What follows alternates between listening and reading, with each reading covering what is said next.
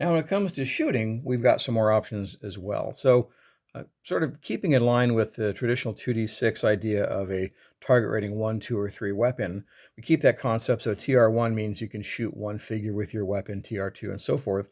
We've added an idea that each weapon is different with a different range. So, a rifle shoots a long range, while a standard musket shoots a medium, and a pistol really is short range as you're closing into combat, used as an advantage as they close to charge with you and you can shoot them, right? So that's the idea. And so what's going to happen is as you're engaging at different distances, you can say, so maybe this guy has that rifle, right? Where everybody else moves up into middle distance, he's got a rifle. He stays back and can shoot from long range, right? So obviously that's going to be an advantage to him. Now, again, if you're also using the idea of cover, maybe he's behind some obstacle, right? That actually gives him an advantage on being shot at and defending it from melee attacks. So you have this choice to make in terms of, do you want your guys to stay off, or if you have to close because you've only got a pistol. So he's got a pistol, he must close in order to use his pistol. He gets that shot before they engage in melee. So, and then each weapon also has a different reload rate. These are black powder weapons. So when you fire, you may not be able to shoot again immediately. So you're going to have to make a rep roll to see if you can fire again, right? So that's another change to the rules, or another option, giving you more flavor in terms of shooting. The same thing goes for melee combat. So now we're going to add the concept of different types of weapons. So not just a sword or any one-handed weapon.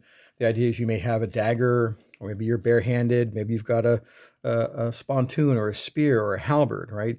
Or broadsword or a rapier. This is all going to have an effect on gameplay. So in this case here, we've got these two gentlemen, these two figures are using different weapons. One has a dagger, one has a rapier. So simply put, longer weapons have an advantage in combat. Definitely the longest weapons have an advantage in combat, but maybe only for the first round as the other guy closes in. So as they're closing into combat here, the figure with the rapier is going to get an advantage on the melee, right? So this is going to be, okay, he has a longer weapon that gives him a +1 against a shorter weapon. So now he's getting a rep +1. So he goes from rep 4 to rep 5 on his roll, right? And any sword also gets a reroll once per failed round of melee. So he rolls his 2d6. At rep 4, he gets +1. Oh, he rolled a 3 and a 5, and that's not good enough. So he gets to reroll that 5 once per melee round. And he rolls 1 for a +2. That means the loser is out of the fight, right? So, and if it's the same, of course, you keep continuing the standard melee, which is reduce the target's rep and keep fighting until somebody's out of the fight. So what if he had a halberd, right? Well, then the shoe is on the other foot.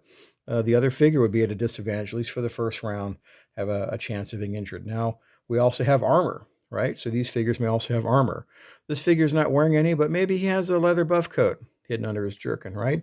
That actually gives him an advantage. It gives him a +1 rep respective back, right? So that helps him on that combat. So he may not actually be out of the fight. He probably would just be -1 rep fight another round. So he actually, that buff coat leather armor saved him, and he gets to keep meleeing until there's a decisive decision to the battle. And that adds flavor for the weapons. And rapiers also get an advantage when they're dueling against non-rapier weapons during the dueling rules.